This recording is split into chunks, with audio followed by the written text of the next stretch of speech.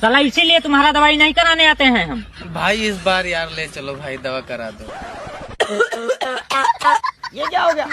भाई मैंने इसका मुंह बंद कर लिया, इससे पहले ये खांसे तू ऑटो रोका। भैया हॉस्पिटल चलोगे? हाँ भैया चलेंगे, बैठो। चलो भाई, देखो अब मैं क्या करूं। और अभी तो रुको, क्लाइमैक्स अभी बाकी है। अबे तुम ऊपर कहाँ पहुँच गए? अरे यार नीचे उतारो इसको, सीट पे बैठाओ।